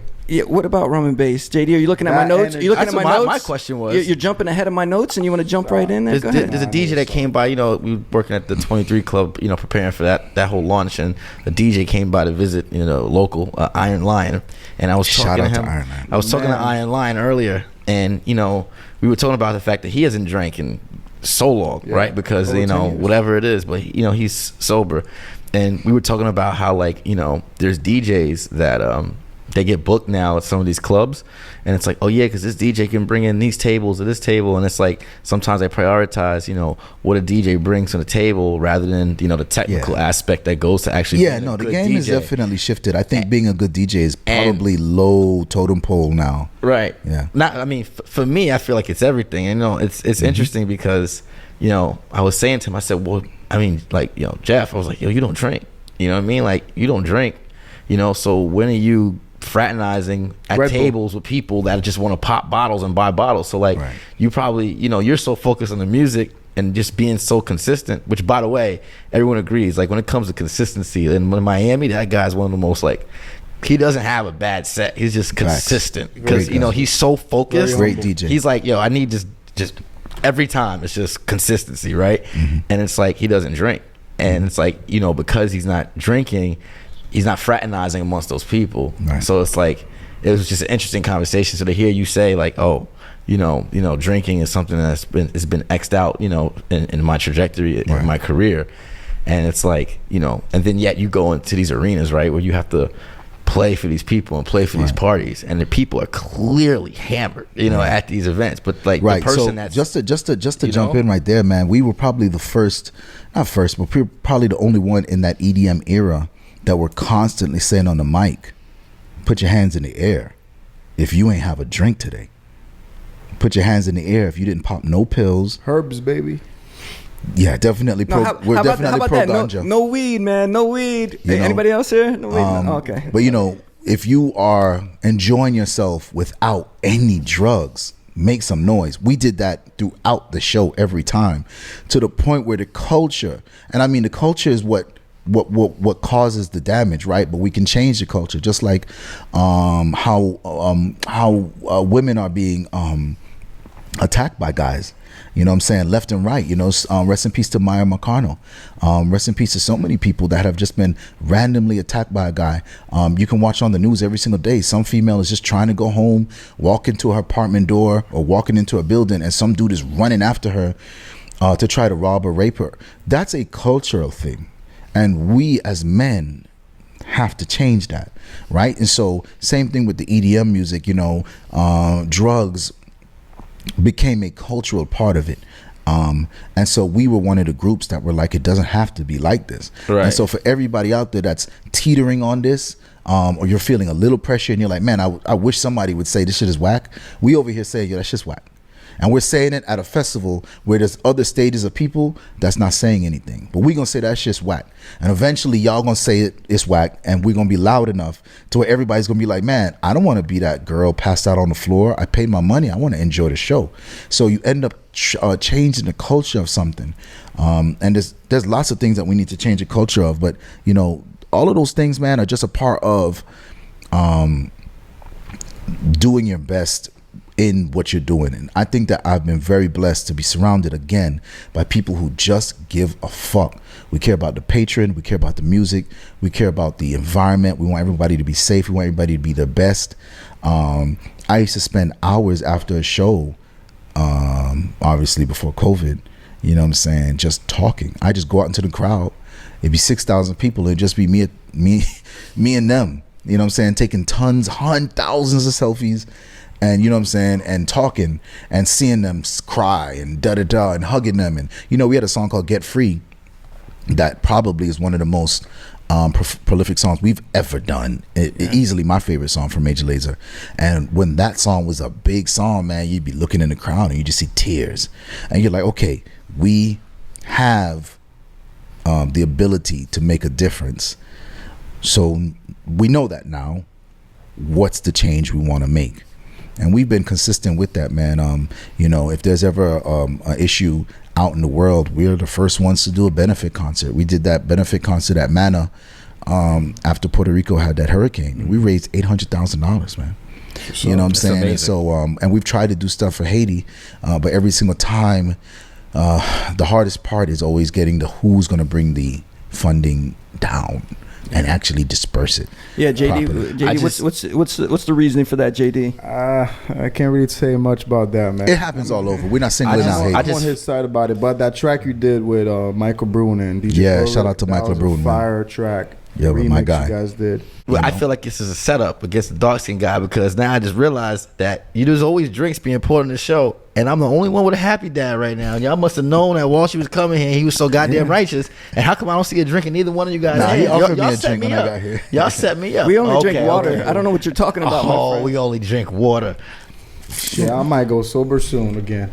Yeah, sober life is a great life, man. And you know, we don't count. It's a great life. We don't count how destructive alcohol has been, and that doesn't mean don't have a drink. I have a drink. Like, I'm not sober, like I don't drink. But we do understand that the amount of people that didn't have to die from something like a drunk driving accident. Oof. I know maybe 4 people I can think of right now that have died in a car accident, drunk driving, as well as how much bad decisions have been made while drinking. You know, how many fights, how many rapes, crazy, how many of these things happen because somebody just did a little bit too much of something. Those to me are the drugs. Mm-hmm. You know what I'm saying? And so, you know, mushrooms and ayahuasca and those things, you know, are all about the setting and the mood, and you take them and you get into your own inner self. And I think that's we need to make a clear distinction on that. So shout out to Wes doing his mushrooms. Yeah. And speaking of drinking and fighting, you know, as a testimony as myself, after Halloween, no more Hennessy. Yeah, dark liquor got me in trouble, man. Not like a fit liquor fight, you know. It's like you gotta fight with a girl. No, tension, altercations and stuff. Yeah, Hennessy is just yeah. And I mean, I don't want to fuck up any sponsorship y'all have. You know what I'm saying? But I do want to say 11 vodka. You know, I do want to say, you know, drink responsibly. Absolutely, you know, that's the key, right? Absolutely. Is to really take that shit serious and not have it just be a tagline. There's a football player today. He was in a drunk driving accident. He's facing 20 years now. Yeah. Because he killed somebody like last night or something. Way too much. See, that's what I'm saying. Drunk driving. He wasn't in the proximity of other people, right, who would say you can't drive, right, and therefore, right, that's where the mistake is made. Surround yourself. Crazy. Surround yourself. They're out here, and if you guys need someone, I'm here. Oh man, thank you. I think that football player probably needed somebody bigger than him that could like knock him out if he needs to. Because usually he's probably the most the biggest dude in the room. He's gonna do whatever he wants. So you always need somebody that can knock you down if you overstep your bounds. I don't know about that, but definitely everywhere. I think when you have a trusted person that can just say to you, yo, give me the keys, you're good. You know what I'm saying? Rest in peace to my cousin Sean Taylor. He used to play for the Washington Redskins. I don't know if you guys remember that story. My big idol, man. Yeah, man. You know what I'm saying? And so he's Jamaican, he's a cousin of mine, and just a bad decision of inviting people he did not know to a house, to his personal house. Cost him his life. You know what I'm saying? So you want to make sure that you're surrounded by people who don't allow you to make these bad decisions, and that's key. Proximity, be in the proximity of people who have sense, who have goals, and who work hard, man. And you there's literally nothing you can't do with that kind of team mentality. All right, well, I just think the more. What's up, JD? What do you think? Go ahead. You killed my mood, though. Great, because I was gonna say. Because I was gonna get my moral of the story. Oh yeah, go ahead, man. Hit him with it, man. Like, you should have seen JD's face just now, bro. You keep doing this. I think I'll take 2 breaks off this shit. Okay, yeah. Okay, you take 2 breaks. I'm a human being, bro. You take Don't 2 breaks. To me like I'm a human being. Go ahead, man. Round it up. Give your sentiment. Moral of the Sean Taylor story: you give someone a finger, they take the whole fucking hand. Stop giving. You know what's so crazy that you say that that's just what now? Happened with him. He would welcome a bunch of people over his house. That's a fact. He was good as hell to them. And sadly, I knew some of these gentlemen, People don't know that. My 8th grade year, I was in correctional opportunity school. And those kids were in the same class as me. So it does hurt, Yeah, it does. And I actually know his father real well. I cannot believe you just said that just now, because I haven't heard that saying in years. And last night, my buddy called me complaining that he took a lady out to dinner. He spent a lot of money on her and took her to Carbone and all this other stuff. Oh, hell no. And then asked for her to hang out. And she said, no, I have to go to work. And then he went on her Instagram and she was at the Dead Mouse Festival. And then in the background, he said, I give you a finger, I'm taking your arm. That's what he told me.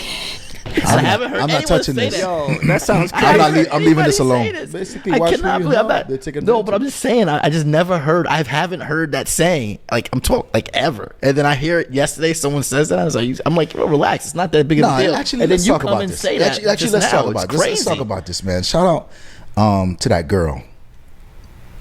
Yeah. Shout out to that girl. Yeah. I mean, shout out to that girl, man. I mean, live your life. Exactly. Live your life. Your boy, he definitely, hopefully learned. Cause we all got to go through it. You got to go through it. You got to be burned, man. So sometimes you just see it. All right, easy. You gotta be. Listen, this is these women. You gotta be able to. The righteous episode, JD. You gotta be able. This the one, man. You gotta be able to gauge energy, and it sounds like he just read the room wrong. He read it. What I'm saying, and hopefully he'll be be able to do. Listen, you learn from those experiences. You got to get burnt and rise from the ashes. But let me ask you something real quick, Walshy, because you're a South Florida native. You've seen women come and go around this area. I'm just kind of learning the whole landscape, and I'm understanding different mentalities. How are you able to navigate this world? Do you end up dating people not from this area, or do you like people from around here? So I really work hard, man. Yeah. And we have a lot of new music coming out, and I really focus on that, man. And so shout out to everyone that's a hard worker and money and he's got the fair taste and dealing with the issues that really matter in life are what you focus on. Well, how long did it take you to understand that career and everything is more important than getting your feelings hurt by some of these women? How long did that take you? Because you're like you said, proximity. You're in proximity of some of the most beautiful women in the world. I'm sure when you're on tour. This is interesting to me. How long did it take you to figure that out, Walsh? Oh man, I don't know, but I will say, shout out to all of those women, and shout out to everybody who understands the value of a beautiful woman and how to hopefully incorporate that into their business, because most of these beautiful women also have a talent. They also have a skill.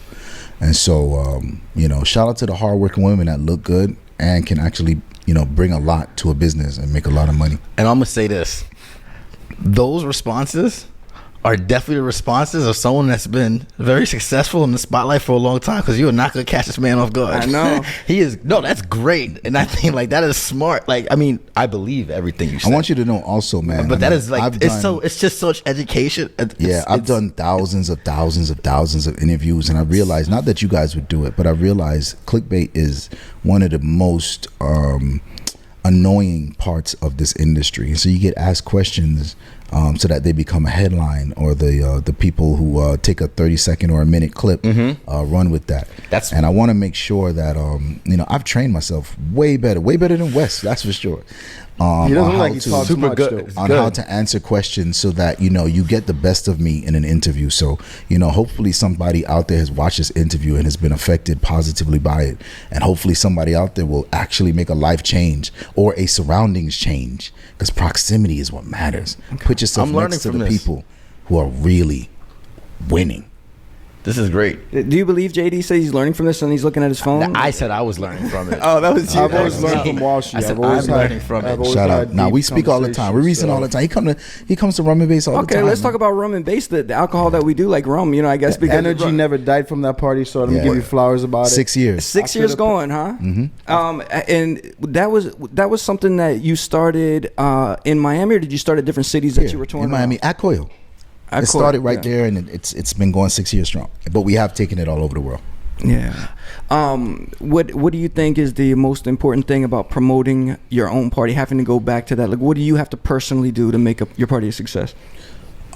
Okay, so like I just imagine like a DJ Khaled, if he had his own weekly party, it'd be his personality that you came there for.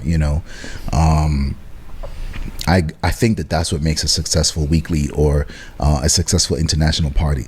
You, the personality of you, the brand of you.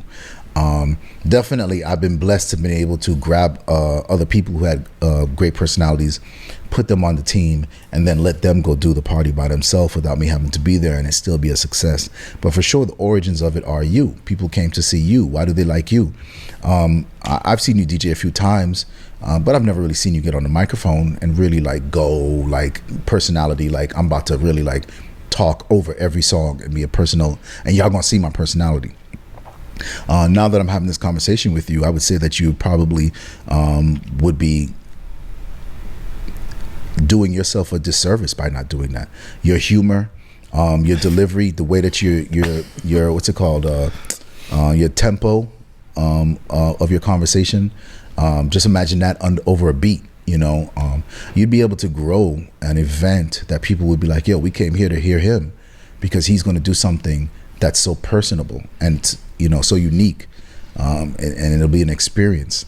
And I think that's what happens when you see successful brands go out in the world. Thank you for saying that. You're very sarcastic. He speaks with his cuts and his scratches. No, I do. I came up under DJ AM. I came under that era where you're not allowed to speak at like One Oak and 10 June and all these places. Right. Feel me? Like, but yeah, I listen, Walsh, you haven't seen me because nobody comes to my events, and I do a full stand-up comedy show when nobody's out there, because I'm like, am I playing to myself? That's what I do. But maybe you should come to one of those, man. You might like it. What's up, Dex? What about the DJs that they only talk to transition? Like, I never heard them do a cut or a drop. I'm not. If you're making more money than your ex, boom, boom, boom, boom, boom, boom. Yeah, next song drops. They're there. I mean, we could talk about that all day. But shout out to the DJs that really, I don't think that DJ actually would be able to launch a brand, right? Because there's nothing really unique there. Nothing that says, man, you can only say everybody over 25, every night for so long. So, when I begin to do like at Rum and Bass, I do things like, oh yeah, there's this really, really tall Haitian girl with a big gold afro, and she's tall, man. She's like 6'2". Is she a regular there? Regular. Yeah, I know who you're speaking of. Yeah. So you pick out people in the crowd every time she walks in. The first time she walked in, I stopped the music. Now, mind you, stopping the music is why you came to Rum and Bass. You came to Rum and Bass for me to stop the music and talk a lot of shit. You're now doing this with your hands and going, man, this is what we came for. We can hear the music anywhere. Right. We came to see him say something crazily funny or inspirational. We do a lot of inspirational speaking on a party. That's interesting. I probably think I have the only party that's like a lot of inspiration. But first time she walked in, you could tell she was in her corner, being very you know, in the dark and shadows, discreet. But her height was, you know, you could not see her, and then she had an afro. And I just remember being like, everybody, please put your cell phone light on that girl right there. And she wanted to run away, man. She was like, damn it. Because what would most DJs do? Clown her, right? They would do something like ask her to come up front and dance, you know, because everybody knows if you're white, if you're big, if you have some kind of handicap, you're an easy joke, right? So you get up there and you dance and they're like, go white guy, go white guy, go. Place goes crazy, right? So easy. Anyone can do it. So now the light's on her. She's probably thinking like, oh, he's gonna play Dirty Wine and make me do something stupid, right? And I'm like, nah, could you please, everybody just shine a light on her. I was like, no, I want her to step a little bit forward. Please, please, please, please, please. And the people are pushing her. She's like, oh man. And I say, guys, everybody, tell me if I'm wrong. Is she not the most beautiful person in the club right now? Man, do y'all understand what that does to a room? It does. It lights it up. Everybody takes a second to understand what I just said because they weren't expecting it. And then they internalize it. And then they look at her. And then they go, man, you know, he's actually right, though. Take point is she might stick around for the end of your set. So I will say again, she's a regular. She decided to support every Tuesday, Yeah. And that's what I would like. I like the support. I mean, I've got shit. Yeah, I like the support. What'd you support? I mean, when you give someone compliments, free game. That's free game. Yeah, because we're not trying to have her wait at the end of the night for any other reason, but to have a great conversation and say, yo, thank you so much for coming out and supporting. You know what I'm saying? Damn, that media training's good. Yeah, but we definitely. Ladies, if you want to come to any party, I promise I will tell you you're the most beautiful girl in the room every single time. Just come out, please. That's all I'm asking. Just come on out. Please. Anybody? Hello. Is this thing on? You know what I mean? It's a unique night, man. Yeah, it's a unique night. It's really a dope party. Tuesdays, Koyo Taco in Miami. If you're from out of town, I suggest you go. Also, check I do a thing called on Mondays called Heat Hunters. It's a TV show I do on Twitch. It's a very funny show. Oh, I have it in the notes right here. I wanted to talk about that. It's hilarious, Shout out to DJ Tony Here's the thing: when Mad Decent TV started on Twitch, right? It was big. Yeah, super big. I was doing something kind of similar to what you were doing, Walshy. I was doing a Beavis and Butthead kind of like video review thing, and I sent it to Jasper, and never got no response. Next thing I know, Walshy is on there. That's crazy. He's on there doing Heat Hunters Mondays on. Who's your What's your partner's name? DJ Tony Blackout from Boston. Tony Blackout, and I'm like, it's because I'm white, isn't it? That's what it is, Walshy. What's crazy is Heat Hunters was actually something that happened before pandemic, right? But it was very like whatever when we want to, but then pandemic, everybody was sitting down and we were like, yo, let's just do this every week. You know, I was already doing shows on Mad Decent's channel, so it just made sense.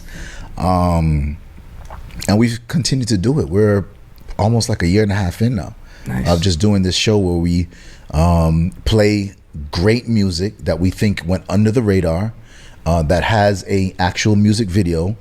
And yes, we make a lot of fun of that music video. The jokes are heavy. Heavy.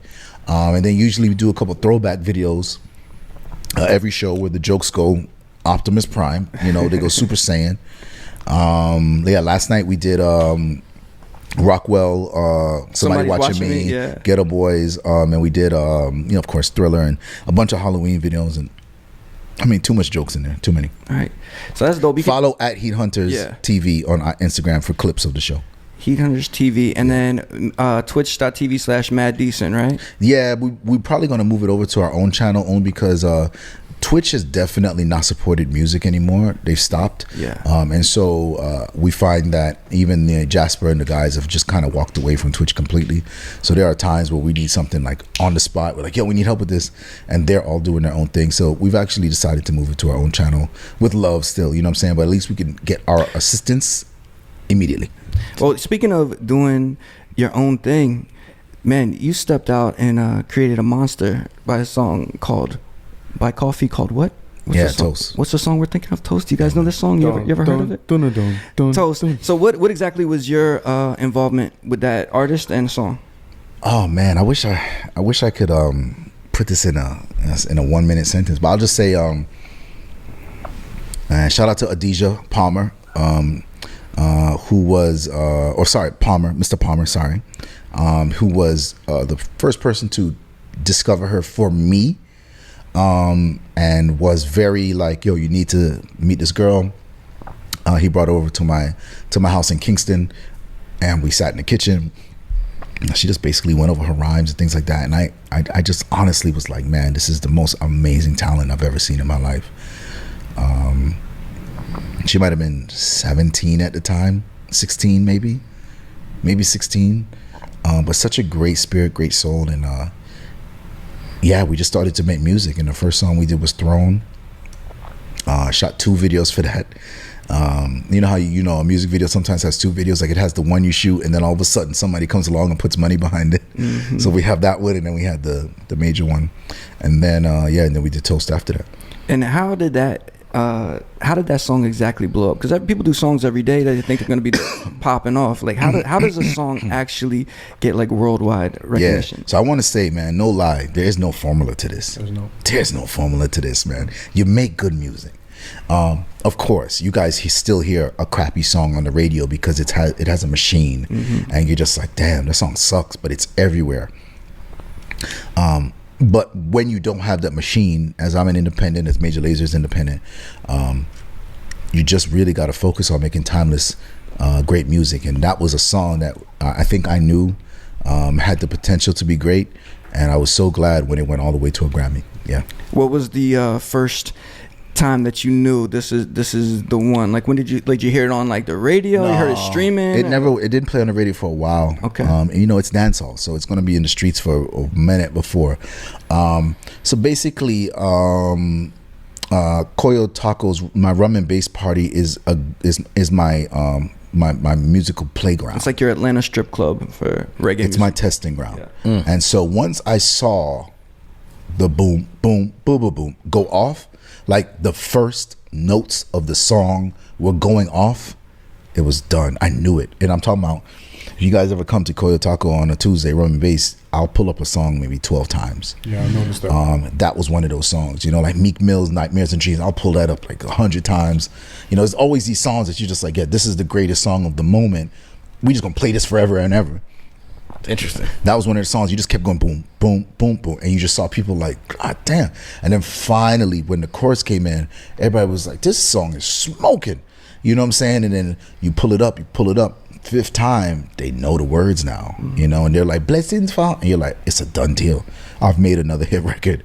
You know what I'm saying? And so you start to see it in these testing grounds. I played tons of new records from other people as well in this little testing ground room. And I know what's going to go off like from that room for sure. All right, definitively, there's a lot of like rhythms that sound like that. What is your answer for the one song that you're supposed to transition into Toast with? Where you come from to go into Toast? What is it? To go into Toast? Yes. I'd say don't do it. What do? You do this guy's thing. You gotta stop. All my single ladies in the house. Yeah. You do that thing. You just start. All right. Well, where are you playing after? If you want a smooth transition after, where do you go? That's interesting. I do play Charlie Black. Party Animal. I feel like it's an older rhythm. Sounds like Toast, like a Bomb Bomb or like something like that. I wouldn't do that only because Bomb Bomb has an energy, right? So like doom doom doom doom doom doom. There's an energy there, and that energy is actually like more African. And so I would prefer going to an Afrobeat section with that kind of it's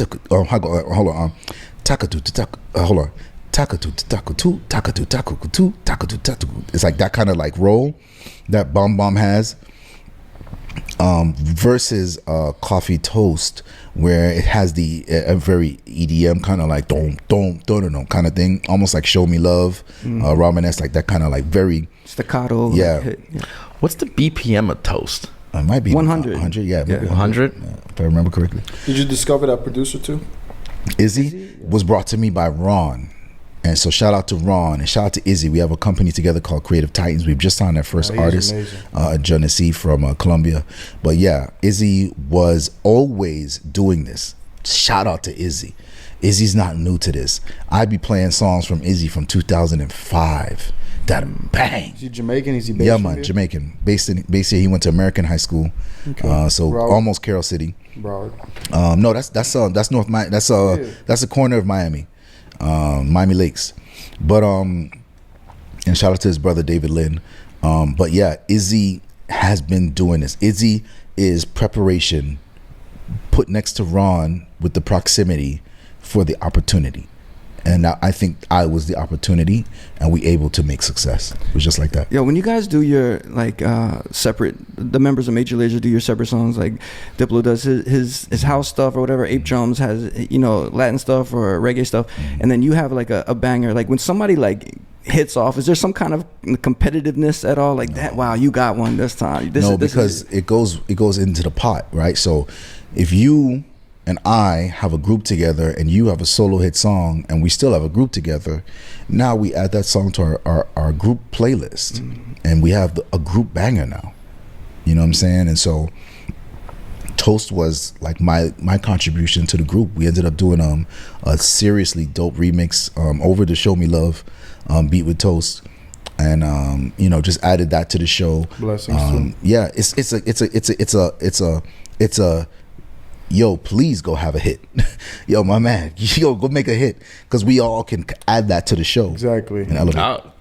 Yeah, I mean, I tell them that they should be pulling their weight all the go time. Home and make a hit. Yeah, please. Yeah, but Ape Drums definitely doing. I like his sound right now. Now I gotta do it, man. So 23. Yeah, for Ape Drums, like, and integrating him into the group, did you have to kind of like show him the ropes in any kind of way? Yeah, of course. Yeah. He's still a shy guy. Yeah, he's still a shy guy. I mean, does that matter on tour? You would rather have somebody who's a shy guy than a party animal, right? No. He's a dope guy. And when I say shy guy, I mean like he's not doing any of the stuff that maybe me and Wes will do. Like we'll get, we used to get into the hamster ball and we'll still stage dive and things like that. Yeah. He turns up on stage though. Like don't get it twisted. He turns up. But you could tell that he's much more like, nah, you guys go out there and hurt yourselves. Who does the majority of the DJing during a show now? I would say Wes still does. Yeah, Wes still does, man. Wes is the energy, man. Yeah, Wes is just like, he loves this shit, man. So yeah, Wes for sure. Yeah, it's crazy. I've seen him DJ forever, but just that he's still like, nothing is synced. There's not like a 60-minute long wave that plays and you just pretend that you're transitioning the records like a lot of people do, stuff like that. It's all like in the moment. Yes, it is. How about, have you ever had any kind of like hiccups with equipment or anything in front of like a massive stadium of people? Of course, man. Yeah. What do you do? This is technology, man. You just wheel it back and talk? It's bound. Yes, because who's the god of talking? Okay, there it is. What y'all need? Y'all need 15 minutes? Yeah. I'm your guy. Nice. Yeah. I'm not even joking with you.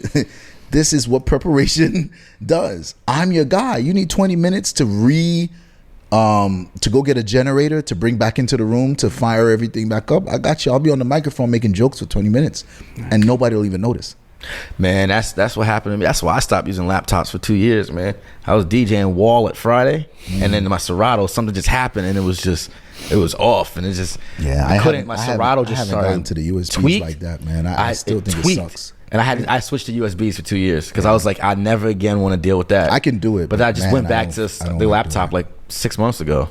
So are you doing like DJing gigs right now? Personally? And the thing is that every night is a different crowd. I literally tour more than anybody else, and so tonight I'll be in front of a bunch of people that want to hear something, and I realize it. Thank God I got the laptop. The Shazam party, bro. That's your parties, bro. Yeah, I heard. Energy never dies. Do you remember a club in New York called Greenhouse and Whip? No. We're opening up a club, 23 Club.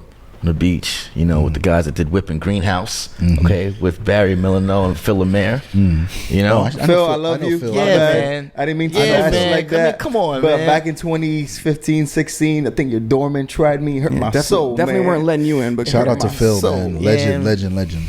Okay, so what are you saying, Dex? Man, I'm the program director, man, for the club, man. Enough respect to you, man, and enough success to you. So he's saying you're such a touring guy. Would you ever consider having like a residency somewhere? Yeah, I have a residency at Somewhere Nowhere in New York City.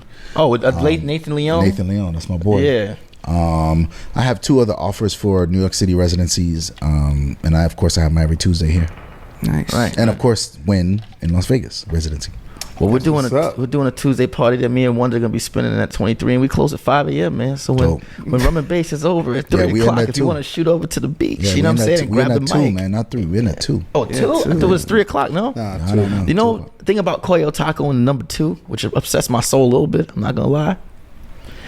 3 tacos are perfect, and they make you get 2 at a time, man. Yeah, force it on you. They force you to get that 4th taco. You'd be like, damn, like I just want 3 Cameron tacos, but now I gotta get 2 of the type. Give me some Cameron. And you got that last 4th taco, man. Say shrimp, man. You can't get through the 4th one. I thought you were gonna say after 3 tacos you have to go number 2 all the time. There's always a homeless guy outside waiting for that 4th. You know taco. what? I know the exact guy you're speaking of. He's nice. He's nice on playing the milk crates. The Venezuelan guy. Yeah. That guy has. The Venezuelan guy. He's out there every night. The 2 tacos, man. Man, speaking of giving food to the homeless, I remember a quick story. One time I was at Wood. The original Wood, I ordered like 20 lemon pepper wings. And then on my 10th wings, I asked the bouncer, let me step out real quick. I'm going to look for a homeless man. I'm going to give him the wings.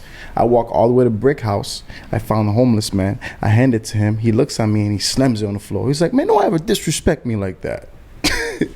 She hurt my soul. That's your story? I thought you were going to tell us a story about when Walshy like helped the homeless for one Thanksgiving or something like that. But that's a story you want to tell? I'm not gonna. I'm just saying about giving food to homeless people. Like sometimes it's a win or lose. Like they can appreciate it. They could throw away in your face. They could ask for money. They could ask for drugs. I'm not gonna lie. Why you bashing on me? What's up? What you got undercover? Why you hating for? One of our homegirls. I'm not gonna say it because I'm not gonna put a name out there because it's one of those things where you don't want to recognize. But I never forget we was in Wynwood. And, she asked me, she's like, yo, do you want to just make food and give it out to homeless? And I was like, sure. So we did this thing on Fridays where she would just come over and she'd buy all this food and stand in my kitchen, just cook it, and make like 20, 30 plates. And we get in the car and we drive through Wynwood. Then we go over that street, under the bridge near 11, like 10th and 11th Street. There's a bridge and they have all these tents. And we go around. Everybody took everything. You'd be like, do you want this? And they said, no, I'm good. You just drive to the next person. You want this? It's like, yeah, man. You had a bag of forks. And actually, you know what? It feels real gratifying, to go and do something like that. As long as you don't film it. As long as you don't film it. No, we didn't. It was never filmed. And we did it often. It was never filmed. But, I mean, I don't film it because it's a little weird, but then at the same time, maybe some people should because it shows other people that you can go out and do it. I don't know. That's up to you, man. We had a bunch of topics I wanted to get to, but I know we gotta wrap soon. But this is a real quick one. Maybe you could help us with this. Watch, like Elon Musk said he would give 2% of his net worth, that's like $6 billion, if he could cure world hunger. How much percentage of your net worth, Walshy, would you give to fix a problem in the world? What do you think? Oh man, what is money, right? So, if my mom needed something, endless money, I would give every dollar I have. Right. You know what I'm saying? So, this isn't just such a black and white thing. What is the point of money but to help people? What's the point of it? I have never been like, yo, I'm going to buy a car that is crazy or buy. I've never done any of that. And I've never wanted to or desired to because I wouldn't drive that car feeling like I did the best thing for the world. You know what I'm saying? And so why not? Yeah, let's make some money or let's give some money. Absolutely. What's the point of it, man? If somebody else, I always had a dream that one day I would start a company that would modify cars for handicapped people. And this is when I was in high school. I was always like, man, because in my neighborhood you had a lot of people in wheelchairs, a lot of them in wheelchairs because of diabetes. Carroll City is a food desert. We've just got a smoothie spot, like no lie, I think a year ago or less. That's crazy. The first one ever, but it's a food desert, man. Church's chicken, Popeye's chicken, fried chicken wings everywhere. So everybody that's 40, 50 years old, they all have high cholesterol and all have had a heart attack and diabetes. Shout out to Big Will, rest in peace. Great DJ. Died from a heart attack. I mean, I could go down the line of people that I know that have Smiley, died from a heart, another great DJ from Miami. And so I always used to see them and be like, man, I wish there was a way to make life easier for them. And I wish I had a company to modify cars that would just do it. Just like, yo, what you driving? All right, yo, we're going to modify the car so that you can get in, get out and stuff like that. So it's always been in me to be like, man, what I'm going to do with this money, I'll risk my life to make it. I'll sacrifice me, right? So whatever it is that everyone thinks is a joyous life, I don't think is a joyous life. So therefore I must be sacrificing, right? Like, I don't need a private jet, you know, all of that stuff. I'll sacrifice if I can make, you know, my neighborhood and people's life easier. So yeah, of course, I don't see what the point of money is then, you know, if you're not going to do that. Well, last episode we talked about what is the purpose of life. I said it's to spread the word of Jesus. But besides that, it's also we talked about maybe procreating as beings. Are you a kind of person that wants to spread their seed like a Marley around the world? Like my dad, you mean? Well, yeah, that's what I was wondering, man. 12 kids. Like, listen, my grandparents, like, they drank a lot and you know, smoked and everything else, and so I never really wanted to do that because, you know, you see stuff like that growing up. Right. Sometimes you veer away from that. You see, things you see as a kid. So seeing that you had so many siblings. Is that something that you kind of stayed away from? I think that life is an amazing thing, and I appreciate life, and you know, I live every day with that same appreciation. So you know, what I would probably do as a personal person in my personal life doesn't actually matter, and I support whatever anyone else wants to do in their personal life as well. All right, dog, you are media trained to a T. That's all I gotta say. Professional DJ and producer, Walshy Fire. What is next for? You talked about you have a lot of new music on the horizon. Is that a group thing, or is that a personal?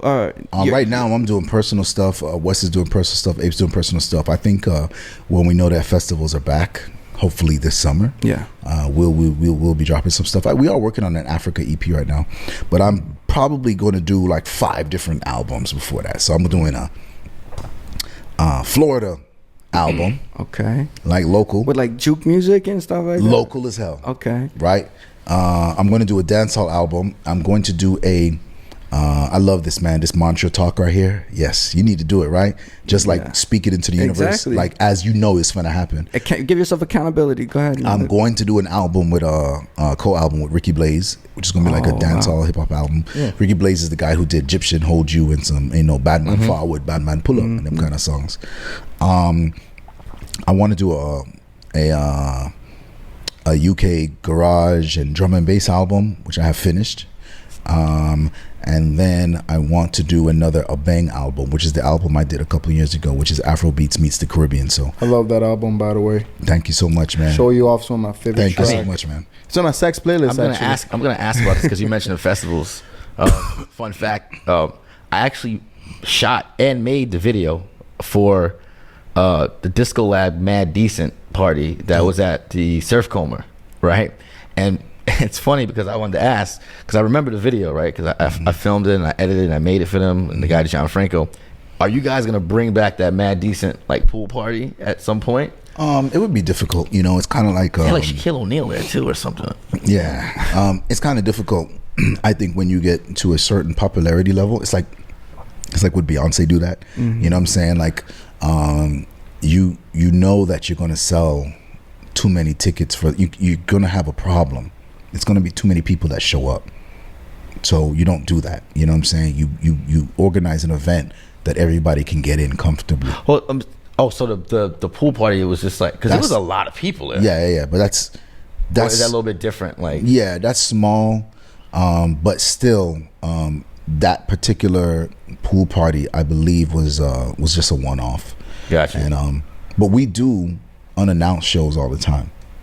So if we're in a city together, we just go, yo, where the party at? And we just pull up and shut it down. We did an unannounced show in Mexico a week ago, in Mexico City. Crazy. That's like the goal right there, where you just do unannounced shows. Yeah, unannounced shows are the best because I'm in town. Because literally people just can't believe you're there. They just came for a regular night, and you know, a lot of people are like, damn, I should have gone out. But you know, those are always the best shows, unannounced ones, man. I mean, we don't get paid $1. We just have a great time and play for like 2 hours. Yeah. How does it feel being a DJ where people show up to your shows? Because I think that's something me and Wonder was trying to. What do you Anybody mean? out there? Yeah, like, I'd love to actually feel that feeling. I like for the once. accountability and the honesty with yourself. The self-awareness. That's what's up. So who you talking to right now? You. I don't know if that was a jab or... No, I don't do jabs. I'm just straight shooter with it. And I mean it from bottom of my heart with my chest out like you do too.